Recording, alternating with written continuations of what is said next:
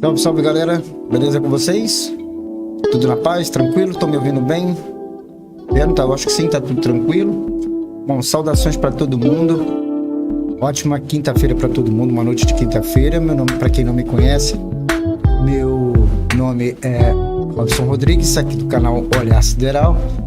E é um prazer muito grande a sua presença aqui. Para quem não me conhece, sou repórter, editor e apresentador aqui do canal Olhar Sideral, e hoje nós temos aí o lançamento da missão CRS-25, com experimentos e também muitas experiências subindo para a Estação Espacial Internacional.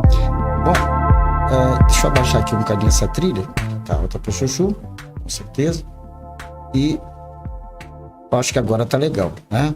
Então, repetindo, hoje é noite de ciência, hoje é noite de lançamento aqui no canal Olhar Sideral, e muito obrigado, bem-vindo. Depois, se puder, já deixa o seu like, compartilha com os amigos, ajuda a fortalecer o canal. Bom, estivemos fora do ar, digamos assim, por conta de uma Covid, todos aqui, infelizmente, não pode falar essa palavra, não, pode sim, então, tá aí. Já não está monetizando mesmo, então de qualquer forma a gente tem que falar a verdade acima de tudo, né? Então tivemos aqui uma Covid, ficamos aqui nos recuperando, graças a Deus, não tivemos nenhuma consequência grave, né? Pior, e todos aqui estamos muito bem, minha família está muito bem, obrigado. Bom, vamos então já passar aqui para a próxima cena, e aí nós estamos ouvindo aí já as explicações da missão de hoje, né? Direct observations of the minerals in these dryland regions to advance the science of how mineral dust can heat uma bagagem de ciência e também experiências em hardware, que é um CubeSat também que está sendo lançado. Daqui a pouquinho a gente vai dar detalhes mais sobre a ciência que está subindo hoje para a Estação Espacial Internacional, e também alguns outros recursos de sondagens da topografia também da Terra, de uma determinada área da Terra, a qual vem despertando grande curiosidade dos cientistas aqui na Terra, no caso. Bom, isso para quem acredita em extraterrestres, né? Naturalmente, quem vê aí, principalmente diante dessas imagens maravilhosas do James Webb nos últimos dias, que surpreendeu, né, a humanidade, quase realmente a gente para pensar no tamanho disso tudo e do quão realmente somos muito especiais, no mínimo especiais, apesar de todas as coisas que digam o contrário. Bom, então é isso aí. Vamos deixar vocês à vontade assistindo aqui um pouquinho a transmissão, e daqui a pouquinho a gente volta com as informações sobre as experiências que vão subir para a Estação Espacial Internacional, juntamente com os CubeSats, os satélites e outras experiências da área, ok? Tem uma experiência também sobre genética também, que me parece que estava programado, mas vamos acompanhar e daqui a pouquinho a gente volta. To provide to local decision makers, stakeholders, and the public about what's happening on Earth. Awesome. Guys, thank you so much. I appreciate your time. Thank you. And EMIT isn't the only experiment inside Dragon that will lembrando study que essa transmissão tem o apoio cultural da Internet, da maior e melhor rede de fibra ótica da região, atendendo ao sul do Espírito Santo, norte e noroeste fluminense, também chegando agora à região dos lagos e também ao Grande Rio. Acesse o site, você que é dessa região, acesse o site www.itanet.com.br e confira os combos e as facilidades que a Internet tem a lhe oferecer. Ok? Então daqui a pouquinho a gente volta. 25th commercial resupply services mission to the International Space Station. Let's bring back Shiva now to tell us more about Dragon. Thanks, Megan. Now, Dragon is capable of transporting people as well as environmentally sensitive cargo to and from Earth orbit, like we are on today's mission. Starting from the top of the nose cone to the bottom of the trunk, it stands about 27 feet tall and is made up of two main sections. The pressurized capsule and the trunk, which is used for unpressurized cargo and supports the spacecraft on ascent and during on-orbit operations. Now, after separating from Falcon 9, Dragon will autonomously make its way to the International Space Station using its navigation sensors and its engines. The capsule has 16 Draco engines, which are used to get the spacecraft from one place to the next. Now, we've got 12 of those service section Dracos near the bottom of the capsule and 4 near the top of the forward bulkhead underneath the nose cone. Those forward bulkhead Dracos are primarily used for high thrust maneuvers like the orbit changes that we'll need to get to station and eventually, in about a month, to get back home to Earth. Each of those thrusters are capable of generating about 90 pounds of force in the vacuum of space. Now, the service section Dracos are used primarily for pointing and for operations in proximity to the space station. You can actually see them firing here in these clips taken from the International Space Station on various different Dragon missions as they were approaching the orbiting laboratory. And just like those Merlin engines on Falcon, we also reuse the Dragon thrusters, the Draco thrusters, once that spacecraft returns to Earth. Dragon and Falcon continue to remain in good health, and we're ready to support the on-time liftoff around 8:44 p.m. With that, back to you, Megan. Perfect news, Shiva. That's what we like to hear. And two people very excited about today's launch are right here next to me. We have Claire Green and Benjamin Whitfield, both of Arkansas State University. They actually have an experiment on board and are about to tell us about it. Great to have you here. Nice to be here. All right, I know you're so excited. I love it. So let's take a look at the screen. We have some pictures of when the team was here earlier, a couple of weeks ago, and you guys were prepping your experiment. What are you guys studying? So we are studying waxworm larvae and their unique ability to break down thin plastics, thin plastic bags, into a non-pollutive byproduct. And we're very curious to see if they could still do this process in microgravity or aboard the space station. Yeah, so we know that this happens on Earth. Why do you want to see if this happens in microgravity? Well, the application of breaking down plastics is beneficial anywhere. It's a problem that we're learning how to deal with. So if we can learn how to deal with it on Earth and in the space station, then we can extrapolate that to other environments. Why are you guys interested to see how this will react in space? Is it because we as an organization, NASA, we are thinking about going farther than we've ever been before? That's exactly what it is we are proposing this as a long-term space travel waste management system, because plastic, it's lightweight, it's cost-effective, it's not going anywhere, and we don't want a pollution problem like we've had on Earth. Yeah, perfect. So I know that this is the first launch for both of you. Why don't we take a look around really quick? So there it is on the launch pad, Falcon 9 and Dragon. Inside Dragon is your experiment. How are you guys feeling? It is surreal. It is, it feels like a dream, and it's about to be a dream come true, not just for myself and Claire, but for our whole team, for students at Stanford who also have an experiment going up, and for all the students who assisted us in our citizen science. Perfect. Guys, I cannot wait to see what you discover. Thank you so much for your time, and I hope you enjoyed the launch. Thank you so much. And we have another student experiment on board Dragon today. These guys are in college, but we have a high schooler here. You see Celine Coquelar. She won the annual Genes in Space research competition by designing a new method of detecting water contaminants. If successful, her work could be used to test water quality both in space and also remote parts of the Earth. Genes in Space is made possible through Boeing, a startup called Mini PCR that makes equipment for biology research, and the ISS National Lab. All right, we're just under 6 minutes till, 6:56. I am having a hard time, guys, but we're close to terminal count. So let's bring back Shiva live from SpaceX headquarters in Hawthorne, California, and Daryl here on Florida Space Coast to walk us through the final moments of the countdown. Guys, take it away. Thanks, Megan. Now, the SpaceX team is not working any significant issues with both Falcon or Dragon at the moment. And the weather, I hope, is continuing to trend well. Like Daryl had mentioned earlier, we're keeping an eye on some clouds and potential precipitation, and we're going to keep our ear out to the loops to make sure we remain go for launch. The range does remain go for launch at this time. Now, at this point, the rocket propellant 1 fuel is completely loaded on the second stage and nearly fully loaded on the first stage. Liquid oxygen loading is underway on both the stages. That'll complete at about T-minus 2 minutes to launch. At this point, we're also loading helium gas into both the stages. Falcon 9 uses that helium as a pressurant to backfill the propellant tanks as we consume that liquid oxygen and RP1 by the Merlin engines during ascent. Helium load began before the broadcast went live, and it'll continue to top up until about a minute and a half before the launch. To make sure engine startup goes well, SpaceX performs an engine chill. This happened, will happen, has happened at T-minus 7 minutes.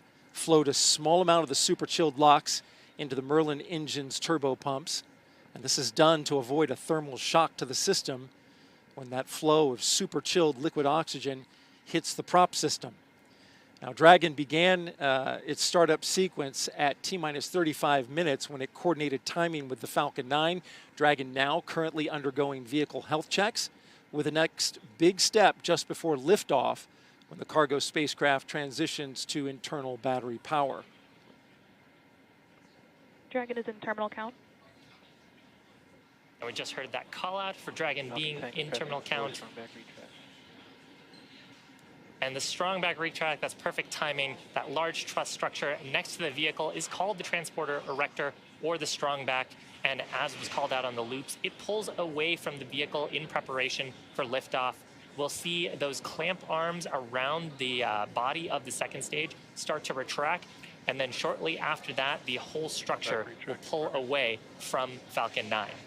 Now, in these last few minutes, Falcon 9 is performing a set of final health checks on its primary communications, avionics, and propulsion systems in preparation for liftoff just about 4 minutes away from now.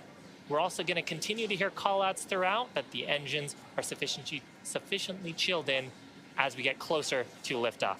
And on our screen right there, you can see those clamp arms beginning to open around the second stage in between some of that cooling of the Florida air around the second stage. And shortly after, we'll see the white truss structure on the right-hand side of the vehicle begin to pull away from Falcon 9.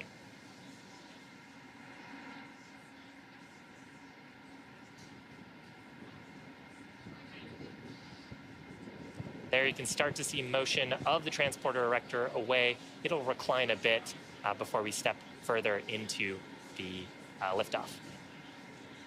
And coming up in just about a minute, Shiva, checkouts of the second stage thrust vector control actuators. They are underway. This is often referred to as the engine wiggle test. This is when SpaceX moves the thrust nozzles slightly to make sure that the guidance hardware is go for flight. Again, that was a great view of the transporter erector tilting back. SpaceX does the exact same checkouts of the first stage engines, and that happens just seconds before ignition.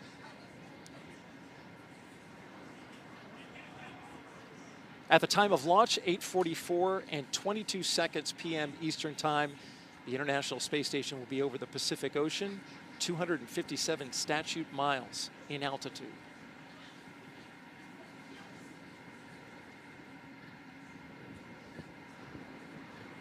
Now, we actually heard just about 30 seconds ago that liquid oxygen loading is complete on the first stage. And coming up here, just under 20 seconds, we'll hear a similar call out on the second stage. That will wrap up propellant loading on Falcon 9 in preparation for launch. At this point, Dragon is performing its final health checks to make sure we're ready to go for rendezvous with the space station about 38 hours from now. And I love the shot of the pad. You can see the clouds forming around Falcon 9 from that cooling. There's a call out there for LOX load complete. You can hear or see the water vapor condensing and forming clouds around Falcon 9. Yeah, you sure can. And Just a few minutes left in twilight. A little bit of illumination makes it nice. At T-minus 1 minute, Dragon will transition to internal power. Falcon 9 computers will enter startup mode and begin final pre-launch checks, guiding the rocket through the last seconds before liftoff.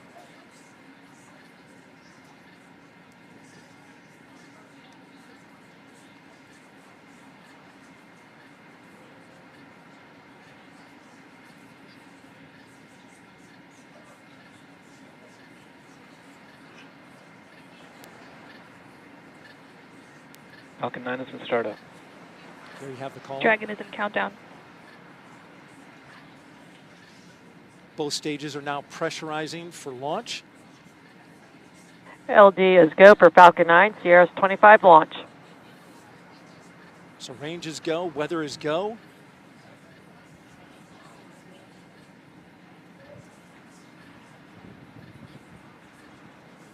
T-minus 30 seconds.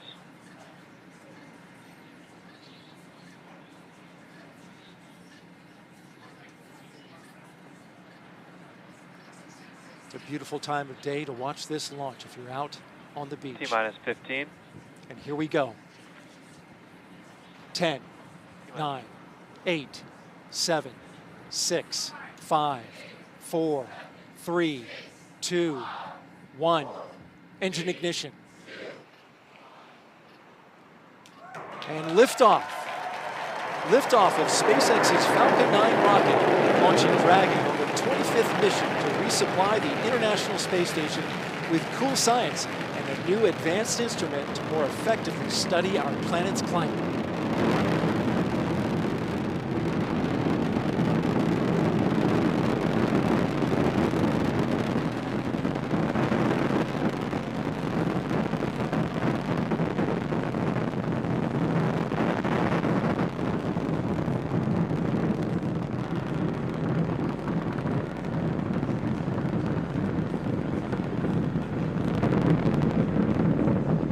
Power and telemetry nominal.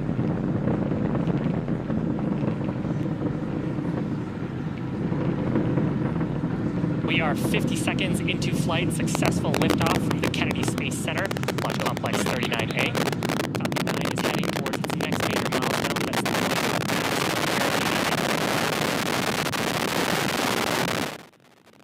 That's for the point of highest stresses that the vehicle will experience during ascent.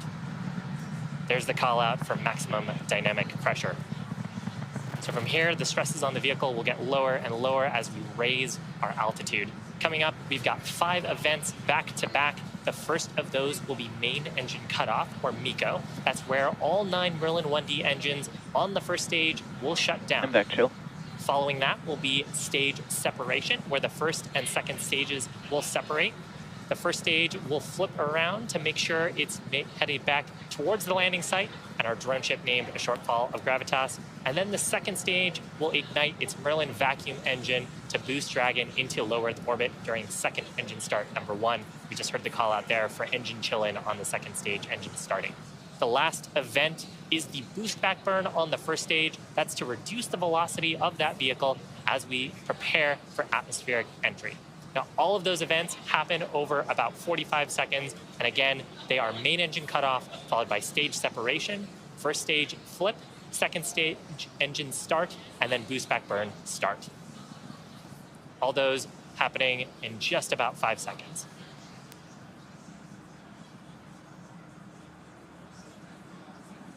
MECO. Stage separation confirmed. Fantastic sight. And back startup. So the first 3 of those events are complete. And now the boost back burn is underway. The shot on our screen right now is of the Merlin vacuum engine on the second stage. And as this view toggles, you may catch the first stage. It is firing its Merlin 1D engines that burn on the first stage, lasting about 30 seconds. You can see the plume on the first stage on the left-hand side of your screen as we're doing the boost back burn. Stage 1 boost back shutdown. Successful shutdown of the first stage Merlin engines for the boost back burn. Second stage engine continuing to burn. That'll continue to burn until about the T plus 8 minute and a 40-second mark into the mission. Now, if you're just joining us, welcome to our 25th commercial resupply mission to the International Space Station for our customer NASA. You're watching our 30th mission of 2022 and the third Dragon flight to the International Space Station this year. We lifted off just about 4 minutes ago from the Kennedy Space Center in Florida. On your screen are views of our first stage on the left-hand side of your screen with its grid fins deployed periodically, controlling its attitude to make its way back home. On the right-hand side of your screen is a shot of the Merlin vacuum engine on the second stage, performing its burn. It'll continue to burn for about another 4 minutes to take Dragon up to low Earth orbit.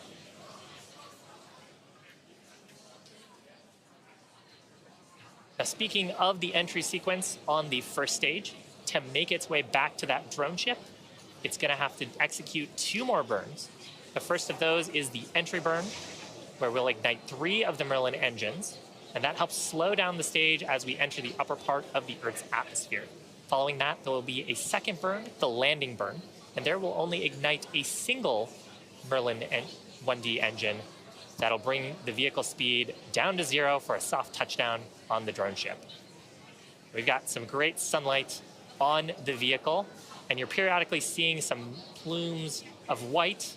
That's actually from our nitrogen gas thrusters that are helping to keep the first stage oriented, engines down, as we are in the vacuum of space at the moment. But once we get through that entry burn, the grid fins, which are deployed, you can see 2 of them on your screen, will then take over control as we start to get atmospheric authority. And then the first stage will only use those grid fins to steer back towards our drone ship. So entry burn expected to start about 10 seconds for now. One FTS is saved. Just taking a quick look in, stage 2 engine performance, about nominal. Continuing to burn, we've got about 3 more minutes for that Stage 1 burn. entry burn startup.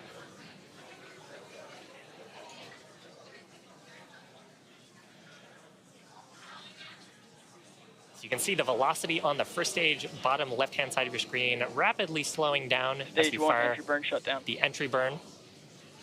That burn only lasting about 15 seconds. And now we're doing a quick attitude correction to make sure we're pointing the heat shield down. And that entry burn and the plume coming back on the stage ends up depositing a small layer of carbon on the vehicle, which is what gives our first stages that awesome sooty look once we've reflown them. Now, Falcon 9 also has 4 landing legs. They're made of carbon fiber and aluminum honeycomb.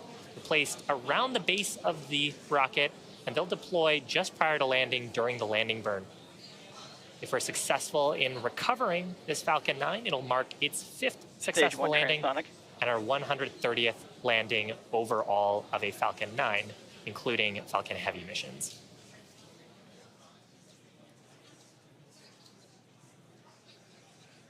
So landing burn coming up shortly.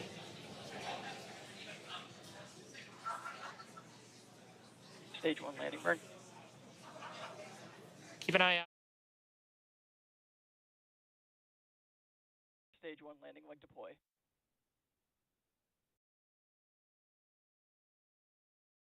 On the left-hand side of your screen for landing leg deploy.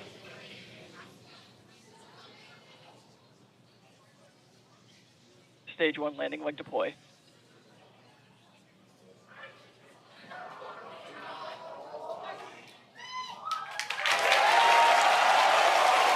People real excited behind me. Right in the middle, 5th landing for this Falcon 9, 130th landing overall for an orbital class rocket. Beautiful sight to see. Now coming up next is second engine cutoff number 1, or SECO 1. We'll expect the Merlin vacuum engine to stop firing just about 30 seconds from now. It's carrying the Dragon spacecraft to its drop-off orbit around our planet after we complete second engine cutoff number 1. We'll do a quick check to make sure that the burn performance is as expected. Stage 2 FTS.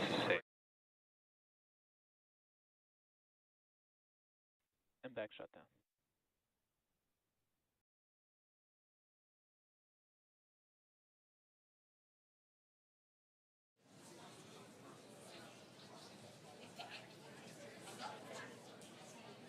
And back shutdown.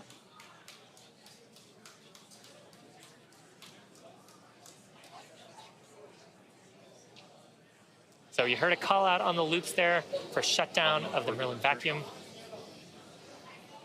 There's nominal orbital insertion. So that means that the ground teams have assessed the orbit and stage 2 is right where we want it to be. And of course, that also means that Dragon is right where we want it to be since it's been riding on the the second stage this whole time. Now, if you're just joining us, we're about T+9 minutes, 20 seconds into the mission.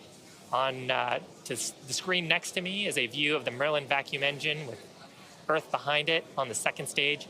Now, the second stage has one major task remaining, that is commanding separation of the Dragon spacecraft just a few minutes from now. And we're hoping to have video of separation from the top of the second stage. We actually got a quick glimpse of it before, but we've got a camera that looks up into the trunk of Dragon and gives us a little peek at some of the cargo that we're taking in that unpressurized section. You can see the EMIT payload there on the left-hand side of the screen. Now, the CRS-25 capsule will be joining the Crew 4 vehicle, Capsule Freedom, which is currently on orbit. So we'll be back to dual Dragons docked at the International Space Station. CRS-25 will be headed to the Forward Harmony port on Node 2. And we're expecting it to arrive on the 16th around 11:20 a.m. Eastern Time. There, it'll spend about 1 month attached at the International Space Station. Now, as for the cargo, today we are delivering more than 5,800 pounds of science, research, crew supplies, as well as vehicle hardware to the orbiting lab and its crew. And amazing, more views inside the trunk. Now, at this point, the second stage is performing its final checks to ensure that we're not imparting any unnecessary momentum or spin to the Dragon spacecraft. Once those calculations are complete, Dragon and the second stage will command separation. And shortly following separation, Dragon will conduct a series of health checks on its thrusters, its cabin, thermal, and solar systems, its navigation systems, in preparation for the upcoming 38-hour mission to the space station.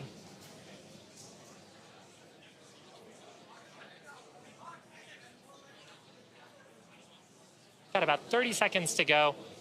If you're just joining us, we're looking at the second stage. Coming up real shortly to Dragon separation. This particular Dragon marking its third flight, and it also the first third reuse of our upgraded cargo vehicle. This view looking into the trunk of the Dragon capsule. That's our unpressurized portion of the vehicle. That's some of the payload that we're taking up to the International Space Station. Dragon separation confirmed. Phenomenal. So with that, CRS-25 gently floating away from Falcon 9's second stage. Again, coming up next, we've got some service section Draco checkouts, as well as nose cone opening. But that's actually going to complete my coverage here from Hawthorne. So I'm going to pass it over to Sandra at Houston to check in with the teams there. Sandra? And thanks, Shiva. Welcome back into the International Space Station Flight Control Room. That was a beautiful launch from here in Mission Control Houston. Right now, we're just standing by for confirmation of the nose cone deployment. And we did just get confirmation that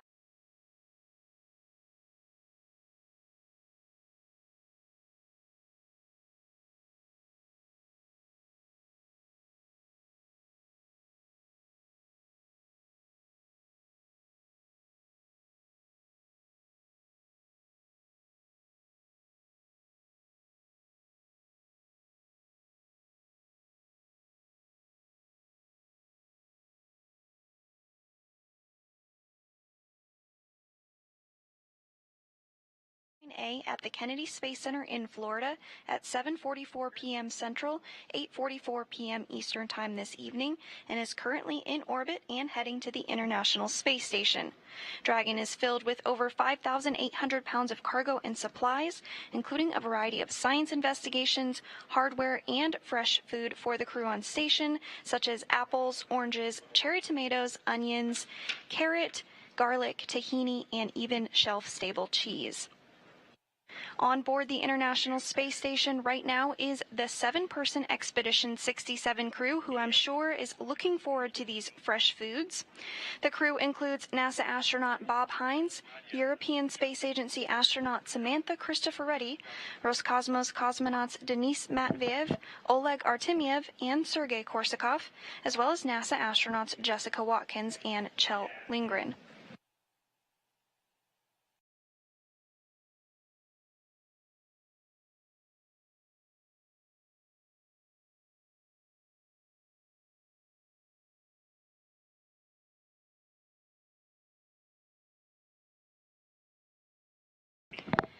And we're just continuing to stand by on that nose cone deployment checkout.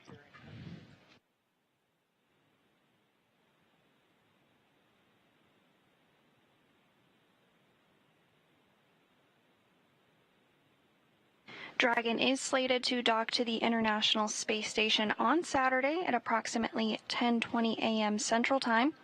NASA astronauts Bob Hines and Jessica Watkins will be monitoring the approach of Dragon.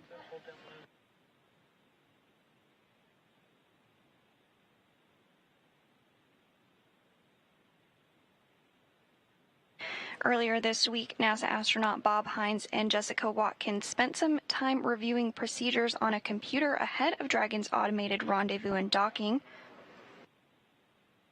And the two flight engineers were also joined by NASA astronaut Kjell Lindgren, who helped stage cargo that will be returned inside Dragon at the end of its month-long mission at the orbital lab.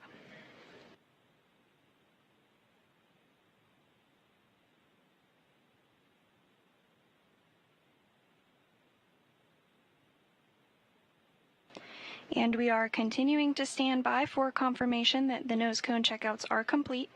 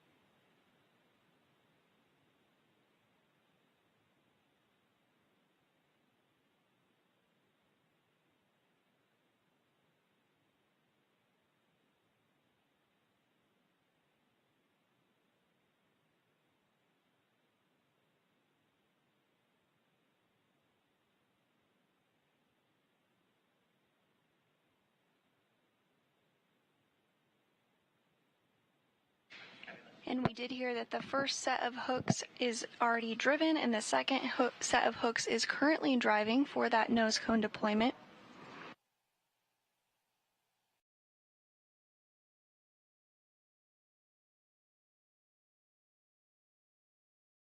All hooks are now open.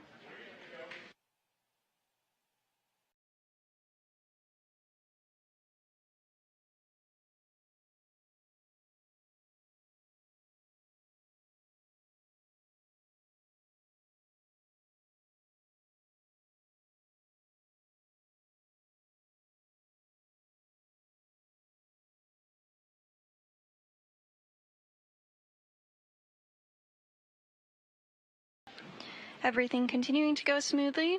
We should have confirmation here just shortly that the nose cone is successfully deployed.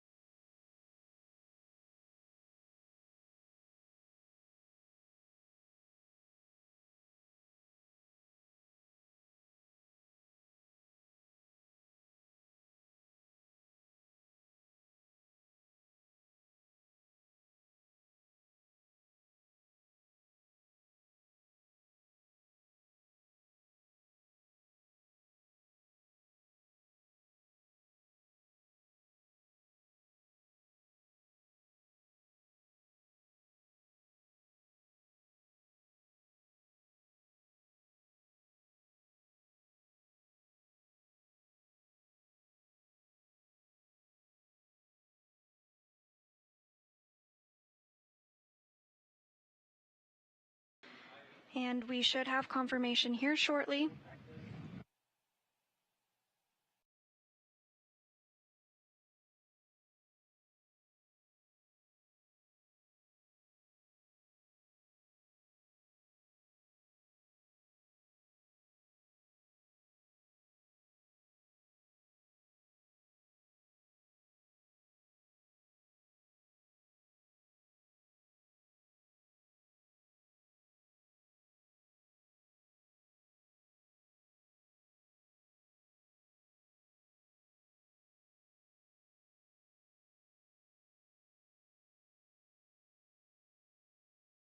And again, this nose cone does cover the docking hardware as well as the navigation and rendezvous sensors and the 4 forward bulkhead Dracos.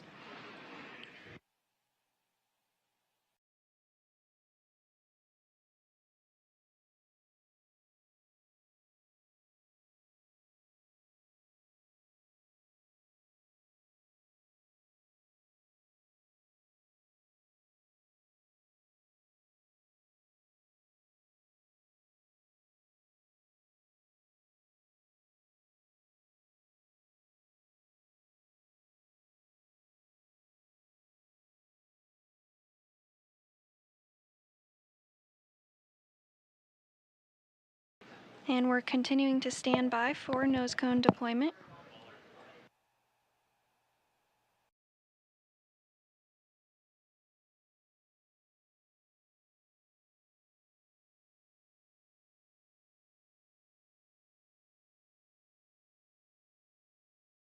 And we did just hear confirmation that nose cone deployment is complete. And with Dragon now safely on its way to the International Space Station and the nose cone successfully deployed, that will do it for us here in Mission Control Houston. Thanks so much for joining tonight, but I hope you'll tune in for the docking coverage on Saturday beginning at 9 a.m. Central, 10 a.m. Eastern Time. But for now, I'll send it back over to the Kennedy Space Center and Megan. Sandra, thanks so much for walking us through that. That's going to wrap up our launch coverage of NASA's and SpaceX's 25th Commercial Resupply Services mission. As Sandra said, Dragon is on its way to dock to the International Space Station and is set to dock on Saturday at 11:20 a.m. Eastern Time. We will have live coverage of that beginning at 10 a.m. And if you're interested in tracking EMIT, again, one of those experiments on the mission that's studying the Earth's climate, you can do that by scanning this QR code you see on the bottom of your screen, or just write down the website here. It's earth.jpl.nasa.gov/EMIT. Once attached to the space station, EMIT will start collecting its first measurements by the end of this month. Again, thanks for joining us. We leave you with a replay of tonight's spectacular launch. Enjoy the rest of your evening. 10, 9, 8, 7, 6, 5, 4, 3, 2, 1.